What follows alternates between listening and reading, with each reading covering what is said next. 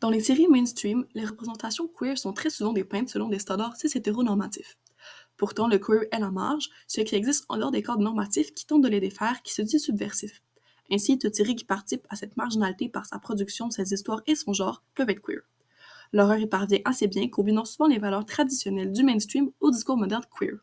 American Horror Story, produite par Ryan Murphy et Brad Falchuk, se prend au jeu en proposant différents récits se déroulant toujours dans la même ambiance malsaine et étouffante. C'est au travers des personnages, du montage et de la réception que cette série parvient à s'identifier comme queer.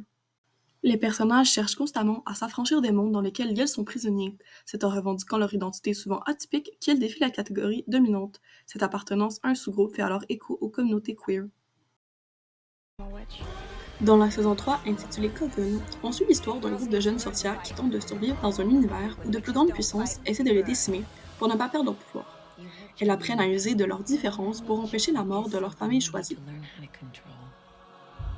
Quant à la saison 4, Freak Show, le public est mis face à plusieurs représentations alternatives des corps. On assiste alors à une subversion des attentes normatives en matière de genre et de sexualité, puisque chaque personnage a une particularité physique bien à lui. D'ailleurs, cette subversion se dépeint aussi dans le montage qui joue une part importante dans la chorérisation de la série ainsi que sa réception.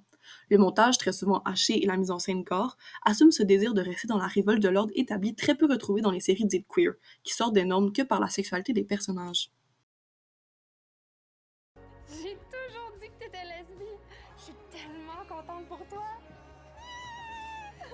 Par exemple, dans la série québécoise Féminin Féminin, on retrouve cette volonté de rendre la femme lesbienne comme quelque chose d'acceptable. Cependant, la série ne crée pas le même espace queer qu'American Horror Story, car les éléments utilisés correspondent davantage à ceux vus au cinéma avec le male gaze.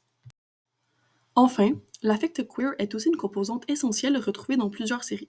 À multiples reprises, les personnages se retournent vers le passé afin de s'appuyer sur d'intenses moments de mélancolie. Dans American Horror Story, les saisons n'hésitent pas à invoquer les flashbacks, les échos passés, tout en faisant plusieurs références transtextuelles. I'll never forget the day I heard their plane had gone missing. La série Yellow Jackets se base sur le même principe. Les personnages ont construit leur identité sur leur passé et ce qui leur est arrivé.